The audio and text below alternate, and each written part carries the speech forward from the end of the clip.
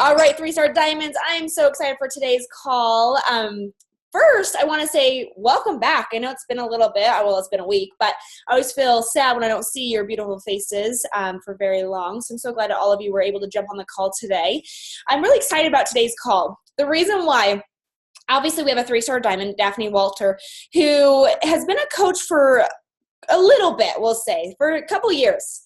And one thing that she has absolutely mastered is how to overcome pitfalls to your coaching business. And I know we all go through seasons with our coach or with coaching and with our coaches and just life. And, you know, it's one of those things, I hate to say it, but what doesn't kill you makes you stronger, right? But more importantly is how to overcome it, how to help your coaches through the same thing. Daphne is an adorable mom of two little girls that are absolutely gorgeous. She lives in California. And needless to say, I'm excited for you to host our call. Thank you. You're welcome. You can go ahead and get started. You're turning it right over. So first of all, thanks for having me on the call today. I have to admit, I love to public speak. Like, you can throw me out into Super Saturdays or run events. It's my jam, as Shalane Johnson would say. So I was super surprised when a couple weeks ago, Brittany asked if I wanted to, host the call. And I'm like, yeah, that sounds great. And for the last 3 weeks, I've wanted to vomit. I'm just like, I don't know what to talk about. Like, she didn't assign me a topic. Like, I have to come up with this all on my own.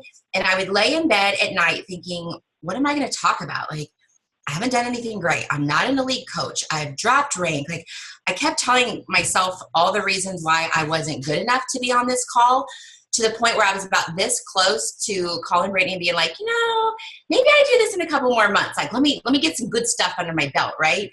So I kept thinking of all the reasons why I wouldn't be good to host this call. It's like, again, I'm not anything special. And even the accomplishments that I have had in the business, I've been a coach a little over 4 years. And in my mind, I should be a lot further, right? I'm seeing all these coaches that have only been in the business 1 or 2 years, and they're elite, and they're already 8, 9, 15 star. And it's really hard to not compare yourself to these other coaches. So even like I was mentioning, the accomplishments that I have had, I was like raining on my own parade. Like, I kept thinking, oh gosh, I'm in an infomercial. But then I thought, oh, well, it's Les Mills Pump. We don't have a contract with them anymore. It's not on the air. So whoop-de, right? And I thought, okay, well, I'm an SC10 All-Star legend. But everybody talks about Success Club. So everything I thought I wanted to talk about, I was shooting myself down. And like I mentioned, I almost contacted Brittany and said, let's just cancel this because I'm a big failure. I suck at everything. Then it hit me. I'm all ding, ding, ding. Let's talk about being a failure and how over the last 4 years, I've overcome a lot of obstacles and pitfalls that a lot of coaches go through. So, of course, I'm going to share with you my little PowerPoint. It's only one slide, I promise. So I'm going to totally date myself here. Who remembers the video game Pitfall? I think I played it like on Atari at my grandparents' house. So when I was thinking about overcoming pitfalls, I'm a yellow, so everything I do is fun and it has to have a theme. So I'm thinking, okay, pitfall. So believe it or not, I structured this whole entire call around this graphic, right? Because isn't this what we feel like as coaches sometimes? Our job is to get from, point A to point B. We need to help our coaches, help our challengers, and along the way, try not to fall into the pits, try not to get eaten up by the sharks or the alligators that are out there. So this is kind of what leads me into the first pitfall that I've experienced. And I'll kind of go through these quickly. I know there's 9, but I'll just kind of bullet point them. And then I'll talk about how I overcame some of these objections or pitfalls or whatever you want to call them. And I don't hold back. So I use a lot of like humor and sarcasm. So you'll see some of my analogies here are probably going to be off the wall, but that's how I operate. I'm a visual person and you can't just tell me something one time. Like, I have to process it and look at it 5 different ways in order to understand it. So although these 9 pitfalls you've heard over and over again, especially if you've been in the business for a while, hopefully looking at it from somebody else's perspective, it might give you that aha that it's given to me. So the first one is just not believing in yourself. And that's exactly what I wasn't doing when I was preparing for this call. Like I mentioned, I was going through every single failure that I've had and was trying to give myself all the reasons why I wasn't good enough to host this call, right? Like, again, I dropped rank and, I'm not an elite. I'm not hitting these goals and I'm not doing anything great.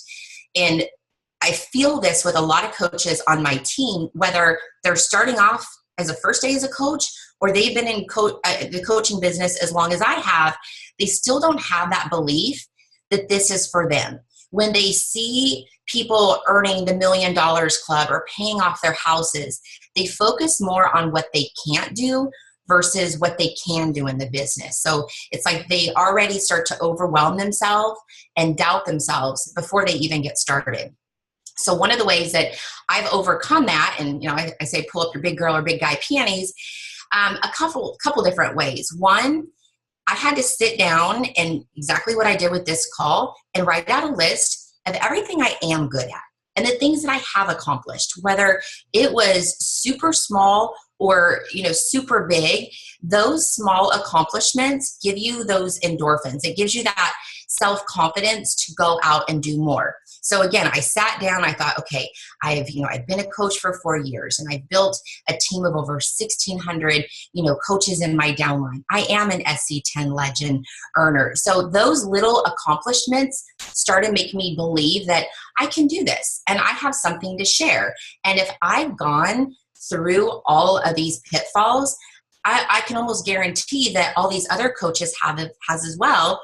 And if they haven't, or maybe they're still new in the business and haven't had the fortune of failing yet, then maybe I can help them before they get to that pitfall. So just again, some of those ways that you can start believing in yourself is surround yourself with positive people. So reach out to your spouse, reach out to a friend or another coach and say, hey, what are a couple of things that you think I'm really good at? It's not that you're, trying to boost your ego, but it's going to give you that sense of pride. And again, just boost that confidence into every small belief adds up. And if you're sitting there thinking, I still can't think of anything great that I've done, set out to accomplish something that you can do in the next day or the next week. So don't put your goal as becoming maybe a 15 star. Maybe it's just starting off by selling a challenge pack. Those small achievements will lead to bigger achievements and help boost that belief in yourself.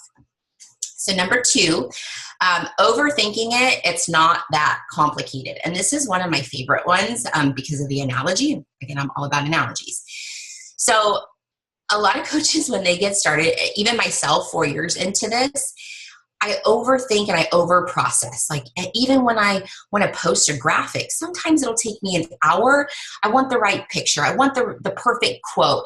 I'm trying to think, well, if I post this, is so-and-so going to see it? Is it the right time of day? Am I reaching out to the right audience? Instead of just jumping into that pitfall, I try to overthink it.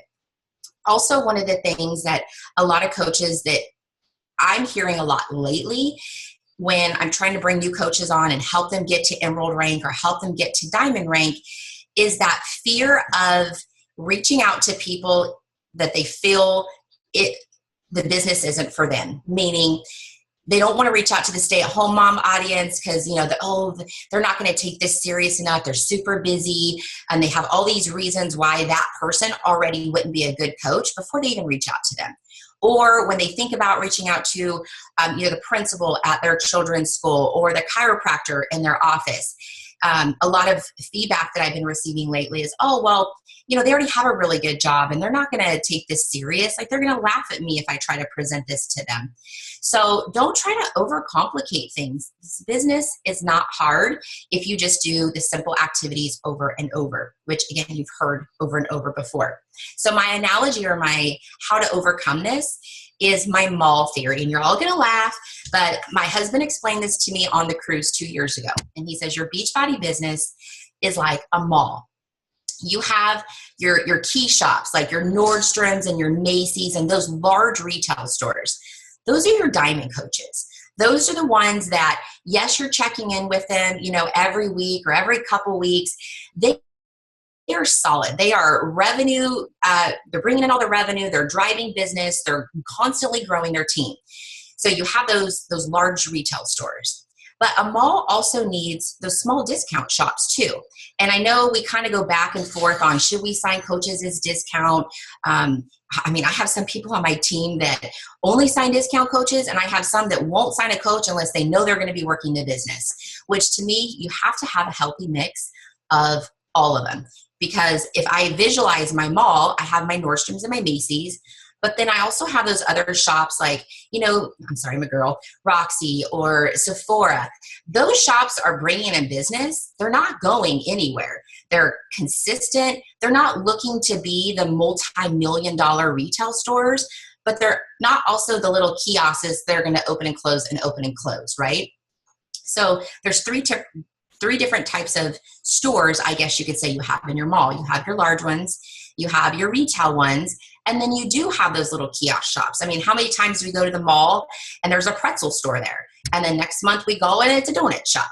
Every time you go, it's a different store. So the way that I visualize that are those are my coaches that maybe sign up and decide it's not for them, or they sign up and after a couple of months, they've moved on to something else. I don't take it personal. And I get so many messages from my coaches every time they have a coach that quits on them, and they think that it's all because of them. Oh, I did something wrong. I didn't show them the vision.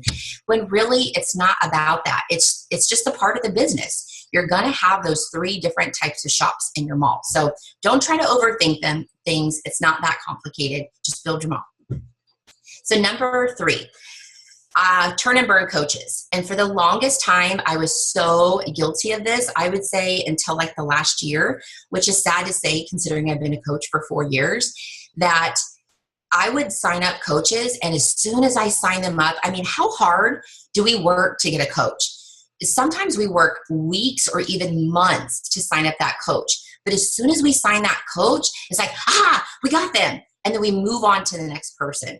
And again, I've been so guilty of this for so long that I had to stop and have a talk with myself and be like, what am I doing wrong with these coaches? Why aren't they excelling? Why aren't they moving as fast as I want them to? Or why are they not seeing the opportunity with this business? So then I came up with the fishing analogy. I think this is my last analogy for the topics today. And my whole team knows what the fishing analogy is. So when you go fishing, what is the purpose of going fishing? It's ideally to catch a fish and bring it home and have dinner that night, right? Or later on. So when we sign up a coach, where we usually stop is once we catch that fish, we put it in our ice bucket and we go back fishing. We don't really do anything with that fish. Either we throw it back, we don't give it the attention that it needs. In order for that to be a successful fishing trip, there's a process. You catch the fish, you take it home, you fillet it, you put it in some foil, you butter it up, you doctor it all up, you cook it, and then you eat it. That to me is like the getting started right process. And I know this is probably so obscure here, but a lot of coaches stop at the very first step where they're out just constantly trying to catch fish, but they're not taking the time to make the dinner out of it. And the dinner is where all the rewards are, right? It fills our belly. And for coaching, it fills our pocketbooks. So don't be a turn and burn coach. Really take the time to work with your coaches, because those coaches had 360,000 other coaches that they could have signed up with, and they signed up with you for a reason. So you need to make sure that you're giving them the attention and the support that they need. The next thing, next pitfall that I've been guilty of myself also is staying in my comfort zone. So, for me, I had never been a huge risk taker. I had never quit a job without having another job before. And I was just always one that always feared the worst in situations. So I never took that next step. And I find that I'm that way as a mom with my kids, like double checking before we cross the street 15 times to make sure that there's no cars coming. I was just never a huge risk taker. But I have found that without taking risk, nothing great comes to us. I can guarantee for most of us, we've never done coaching before. Majority of us have never done multi-level marketing before. So if we stay in our comfort zone and keep doing the same things we've always done, we're never going to get anything great and what's truly great out of this business. So just jump off the cliff. That's how to overcome it. Sometimes you just have to bite your tongue and then just take that step. And I think Darren Hardy said it. I was listening to one of his podcasts the other day, that your fear goes away within your first 20 seconds of doing something. So if you're afraid to cold call one of your new customers, or if you're afraid, to launch your first challenge group or whatever that it is, just do it, because after 20 seconds, that fear goes away. And then once you do that, then your confidence builds up, and then you're more prone to take more risk. And the more risk that you take, sure, you might fail often, but it's just like signing up 10 coaches. You can't sign up one coach and expect to have a diamond out of it. You have to sign up 10 or 20 of those coaches and have all the other ones kind of, fall through the cracks in order to find your diamond. So just take those risks. Start small. So maybe, you have this big goal in mind. Don't just run and go out, and sign up for school. Maybe you wanted to go back to school and get your master's. Maybe you take a class at the community college and see what this is, if it's for you. So it's not saying that you have to completely dive into the fire. Just take small steps in order to get there. You step out of your comfort zone, but enough that you're going to see a reward to push you to move forward and do even more things. Number 5 is a lot of coaches don't take it serious enough. And we have had training after training about treating this as a business and not a hobby. And I'm taking it one step further. Don't treat it as a hobby. Don't even treat it as a business. Treat it as if this is your life, because it is your life. Anyone can run a business, right? We can all start up businesses, not necessarily ones that we have passion for, but treat this as if your life depends on it, because this opportunity gives you an opportunity to change your life. This isn't just something, we're not out there and, I apologize to all my friends that sell candles and purses and things like this, but Beachbody changes our life. I have done another multi-level marketing company in my 20s, and I never felt an impact to myself, to my team, to my customers, and just the people that surround me like Beachbody has. So you need to take this serious. You need to check in every single day, even on the days that you don't want to. I mean, there's days I wake up and I'm like, if I have to send out another invite to this challenge group, I'm going to shoot myself right now. So instead, I'll do something else that touches my business. I'll read an extra 10 minutes of personal development. I get something done. I touch my business every single day, whether it's for 10 minutes or it's for 6 hours. I'm consistent with that, because I do take it serious. Number 6, a lot of coaches have no end goal. They have their why, and their why can bring them to their knees. It can get them motivated to get started. But if they can't visualize what the end goal is and why they're truly doing this, then I just see coaches almost just like spin in circles. And it's month after month, and they're telling me, I really want to be a stay-at-home mom. I really want to be a stay-at-home mom. That's my why. But they can't see that in 3 years or 5 years, they don't visualize them, sleeping in with their kids, waking them up, taking them to the bus stop and sending them off to school, or going on a field trip. They know what they want, but they don't know how to get there. So they really don't have an end goal. And not that the end goal is the end all, but we need to help them visualize the bigger picture, not just what they want out of it, but all the details of that. So really quick, here's a project that someone had me do the other day is, how do you envision yourself a year from now, and actually draw it out. And don't just draw yourself and put, I'm a stay-at-home mom. What are you wearing? What school are your kids going to? What vacations are you taking? What debt have you paid off? Even if it's a stick figure, just, take 5 minutes and write yourself a little project of where you are now and what you want to be, and truly visualize what it is. And then number 7 is trying to play the game. And oh boy, I have got wrapped up in this one way too many times, only because Beachbody can be exciting, right? When you're on a roll and you've got that momentum and you're earning money and you're rank advancing, everything is glamorous. But when you're in a position that you just feel like you've plateaued, you haven't been able to sign up any coaches, your challenge groups are just going through the toilet, and you see another coach doing something great that you're not doing, it's very easy to compare. But it's not a game. It's not a contest. There is no finish line. It's not who gets to 15-star first is going to win a car. We have to play this by our own rules. We make our own rules. It's not a game, and you have to put yourself in that sore loser position. And I'll give you a perfect example. I last year spent a lot of time being jealous of my own team. And the reason being is I had coaches in my downline that are phenomenal coaches, and they were rank advancing faster than I was. They were earning more money than I was. I mean, I have coaches now that are, going to leadership in my downline, and I'm not. So I went through, I would say, a period of about 6 months where I was almost bitter. And I wasn't mad at them. I was mad at everybody. I was mad at myself, and I wasn't being a good loser, I guess I should say. Instead of being supportive and being like, this is amazing, I kept putting myself down like I wasn't good enough. I kept comparing myself to these other coaches, and, I was separating myself from my team because of how I felt. So I had to look myself in the mirror and say, okay, maybe people are doing better than me, but I'm still doing all right. I'm benefiting off of them. The more I support them and the better that they do, the better our team does as a whole. So I had to learn how to be a sore loser. And once I learned how to be a sore loser and not play the game, I started to become a winner. Like, my team, the environment started to improve. The camaraderie with the coaches. I had people reaching out to me saying, gosh, I just sense that you're just different. You're happier. You're more consistent with our group.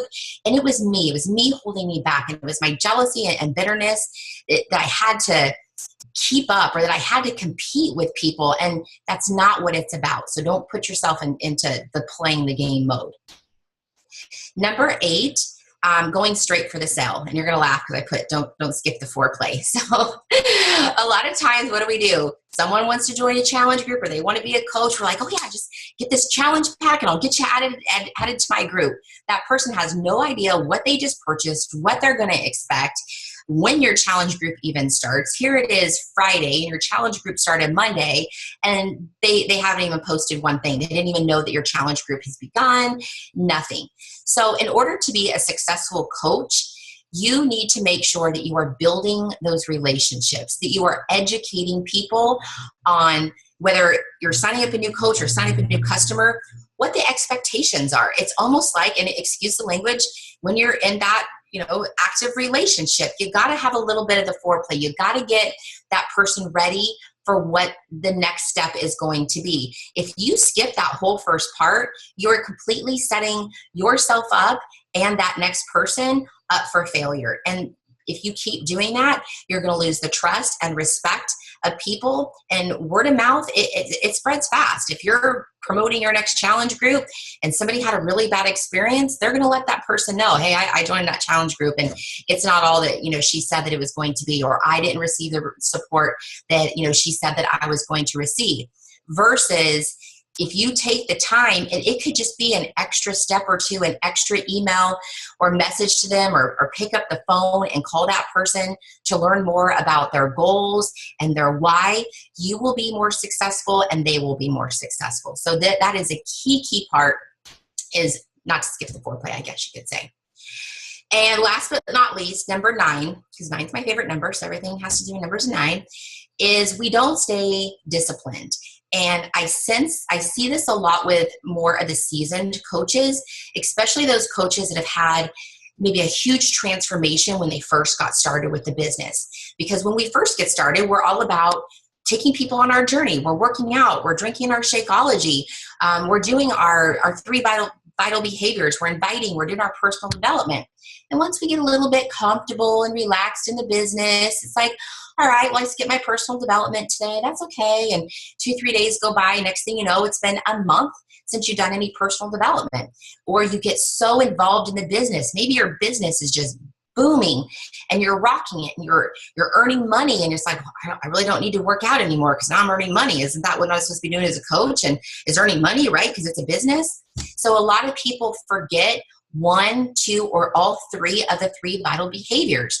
And you need to be disciplined with all three of them because all three are important to the success of our business. So you can't give up one and put more into the other. So I can't stop inviting people, but then triple the amount of personal development that I do. It just doesn't work that way. You have to be disciplined in the business with the three vitals, with your time management, with your team, and just being honest with yourself. So those are my 9 that I've kind of run through. Those are the key ones. And does anyone have any questions? I know I went through that quickly, but I do. yes. I do. Okay, Daphne, I think you're a rock star. I utilize some of Daphne's training to this day that I've learned from her. One question I have, number 3, turn and burn coaches, and talking about going fishing in the GSR. And I know that is so important. Believe me, I get it. Here's where I struggle. I've been feeling a lot of guilt in regards to my team. Not because I'm not providing the content, but they don't do it. And then I get mad, and then I'm like, what have I done wrong? Like, I want them to do all these steps, and they just don't. So part of me is like, I know I need to let go because I can't babysit. Like I listened to Rain or watched Raina's call from like 2 or 3 weeks ago, and it just blew my mind. So like, what do you do in that situation? We have the steps to follow. We're not reinventing the wheel, but they don't care there's a wheel. But then they go, where? It's not working. I actually just did this assignment probably a month ago. I did it 2 years ago, and I just revisited it and did it again because it worked 2 years ago. I have like a coach check-in that I do with them. I put them into my coaches know it's my bucket list, my email buckets. So I'll send them an email, and it has, I forget how many, 5 or 7 questions. Are you on Shakeology HD? What are you currently working out to? Especially some of the coaches I've been disconnected with. And I ask them to categorize it themselves. I don't do it for them because this is not my business. It's their business. So I want them to know that they have my full support, but I will match their energy. And I learned this at leadership last year is, if you go 2 miles an hour, I'll go 2 miles an hour. If you go 100, I'll go 100. So I have a coach questionnaire, and then I ask them to place themselves into A, B, or C buckets. C is completely discount, where they know I'm going to check in with them about every quarter.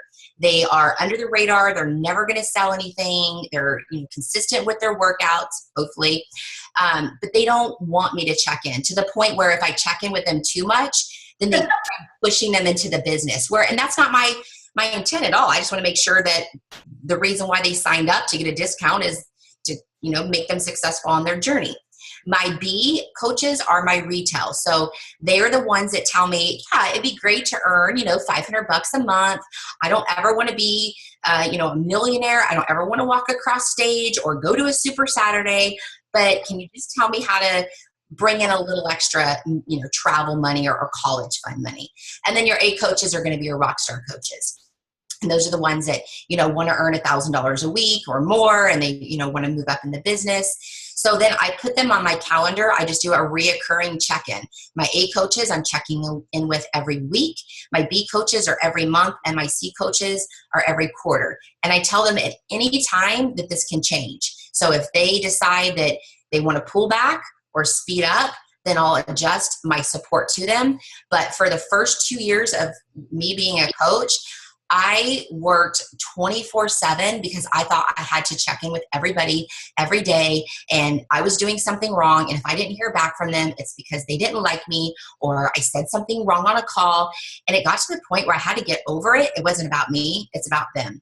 And like they say, you can bring a horse to water, but you can't make him drink it. So have them choose what support they want from you. You be consistent with that support, and that's all that you can really do. Oh, that's so helpful. And I'll post that questionnaire in our mastermind group too. Oh my gosh, thank you. I was sitting here going, okay, I'm going to create this. Oh no, I have it. Well, and that's just it. I think you want it so bad for them that I am in constant contact with my leaders. And I tell them I don't need to be, but they want their hand held, and I do it. Yeah. Okay, thank you. Any other questions? Was this new to anyone? Was there any like, oh, okay, or is kind of, yeah, we've heard it? Because like I said, I know we've heard a lot of this before, but for me, I'm so visual, and I just have to hear it in many different ways to really have it sink in. Daphne, I don't have a question. Oh, yeah, Whitney, go. I don't have a question, but I just wanted to thank you because that was amazing, and I needed to hear it because I'm feeling that all right now with my team. So I really appreciate it, and it's obviously stuff I have heard, but I liked the way you put the spin on it, and I needed it. So thank you very much. Sure, thanks. Just a reminder, and I love this, Daphne, because you're absolutely right. It's so easy to come into this business and to nurture everybody and be the mother bear and really protect your cubs, right? And we naturally do that as women. We're caregivers, we're nurturers. But honestly, it can absolutely cripple you in this business because you'll work with the ones that will continue to say, I'm going to do it, I'm going to do it, I'm going to do it, but there's no action behind the words. And just a reminder, you're looking for business partners. You're not looking to manage. You're not looking, I say this every single time, you've heard this probably 12,000 times, but if you were a manager, you would also fire so many of those coaches. You can't fire them. So you have to be so straightforward and honest and just say, you know what, this is what I'm looking for. And same thing like you said, Daphne, I match the energy of what you're going to give me. Because if you feel like you're on that hamster wheel where you're constantly doing the same thing every single day, but you're not getting any actions, you're in management mode, you're in mother hen mode. And honestly, it ends up paralyzing your coaches. They do not move forward. They stay where they're at. It's comfortable, and so you're absolutely right. I mean, you can't, I love that you put this together because you're absolutely just right with everything. And you teach this to your team will duplicate it. And kind of going back to the number 7 about being a sore loser. And I was mentioning that, my downline, I have coaches that are doing phenomenal. I had to learn, I don't want to say the hard way because I'm glad that this happened, where at a very early stage, a lot of my coaches, even my new diamonds now, they completely branch off. And for me, it's hard when I go to, a summit and I see a coach that has 50, coaches with them and they're all wearing the same colors and they're all doing team dinners, because I have so many leaders on my team that they all have their own teams. So I'll show up to these events and I have 80 people at a summit, but there's only like 2 people with me. But in a way, I think that's kind of cool. I'm like, I don't have a bunch of people not following me around in a bad way, but I've helped create these leaders that have already left the nest and feel comfortable at a very early stage to run team calls. I mean, I have diamond coaches that run their own team calls. I don't even run consistent team calls right now. So I have that learning lesson, whatever, that it's okay if your team isn't completely on board and under your wing all the way until they're a 5-star coach. It's okay to build them up to be leaders early on and let them branch off if they're ready to do that. The biggest compliment to you and your business is when somebody goes to your level or even beyond. And it's because, and it is hard because you start to see their success and you're comparing your success to them. But honestly, it's the biggest compliment to you because you nurtured, grew that coach and believed in that coach until they believed in themselves. And for them to be more successful is just a huge compliment to you and your leadership skills. Thank you. You're welcome. Actually, my 8-star diamond coach and I, we had this conversation just last night, and because she realized about November will be about 2 years, and we were business partners for the longest time. And then she she branched off and now she's a rock star. And she said, I had to learn to not be under your wing. I couldn't post when you did a training, I couldn't just post the same training. I had to do things on my own. So that's awesome if we can find more coaches like that. I had a coach a couple months ago who, she has a corporate job and she had her performance review with her manager there. And she sent me a copy of her performance review. And I was kind of questioning, like, why are you sending this to me? She goes, well, I just want you to know like how you'll be able to manage me and to work with me. And I had to explain to her, this is your business. I'm not your boss. Like, it's great that I know your personality type and what motivates you and, things like that. So we can work together. But like, you said, Brittany, like, I don't think some people understand that this is their thing. So maybe that should have been one of our pitfalls too. And the greatest thing I think about these pitfalls, a lot of coaches either come into this business with a great upline, right? or no upline at all. And typically, if you come in with no upline, you're going to learn more pitfalls and you're going to overcome a lot more. But I promise you, what you learn and you take to your team is so valuable. And so I think the biggest thing is another little takeaway is just whatever pitfall it is, think to yourself, what did I learn and what will I now teach to my team? You know, because it is hard to constantly get down. And I mean, I get it every single day, the amount of, you know, things that happen, we fall out of, you know, qualification and stuff like that. It's like, okay, but from here forward, let's look at the silver lining. What did we learn? What will we now pass this on to our coaches so it won't ever happen again, you know? And it's important to be honest. Like, I am constantly posting in my groups when I try something and it doesn't work. I don't try to pretend that it didn't happen or try to cover it up or make excuses. I'll flat out say, you guys, I completely forgot. Like, last month I was going to do this coach challenge with my personally sponsored coaches. And at the end of the month, all my coaches were like, what happened to those challenges you were going to do? I'm like, oh my gosh, I totally forgot. I owned it. You know, I owned my mistake. I corrected it. But that's another pitfall too, is just make those mistakes, own it, learn from it, and then move on. Yeah, absolutely. What other questions, comments, anything like that? And we'll wrap up this call because that was awesome. Thank you so much, Daphne. Did it kind of hit you over the head? Like, man. And I love this because I wrote down every single point because I know when I'm working with a coach, if they say something like something, I'm going to have and I'm just going to go right to your point, like visualize the big picture. Like, let's go for it, you know, because this is so much of what I use with you coaches as well. Sometimes I have to walk you off a cliff, right? Because the biggest thing is you don't want to go to your team and say, these are all my problems and this is all that's happening. So you come to me and I love it because I can be there for you. But I will probably use the same tactic. You'll be like, wait, you're using Daphne's training. And I'll be like, you know what? I totally am. Because sometimes you just have to be told, you know, but just a couple follow-ups of what's going on. And you can recorrect your business and recorrect where you're at. Well, and I have to say, when I was starting to write the pitfalls at first, when I was, you know, nervous about the call and I thought, you know, I was giving every excuse why I wasn't good enough. Once I started writing down all my failures, I could have wrote 100 things on this list. It was almost like a game. I was getting excited, like, oh yeah, and I did that too. Oh yeah, I did that too. I'm not stuck in those areas. And I think it was Tara Carr at Summit. She mentioned something, and I'm going to totally screw this up. Like, don't try to teach on something that you haven't overcome yourself. And I've completely overcome all of these. So it's not like I've done it and I haven't found a solution. Like, I've made a lot of mistakes because my coach was my friend, and she quit like 2 months after I started the business. So I had to learn everything on my own the hard way. I didn't even find out who our upline coach was until about 2.5 years into the business. So, I mean, me and my team, it was us. So.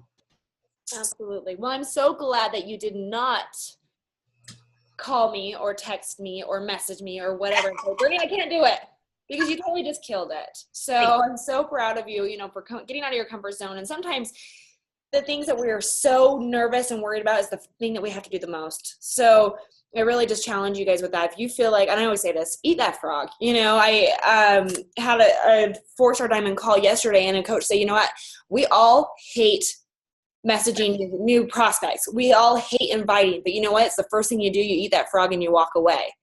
You know, so if it's something that you're like definitely about, do it first thing, overcome it, and move on. And then you'll be able to teach your coaches exactly the same thing.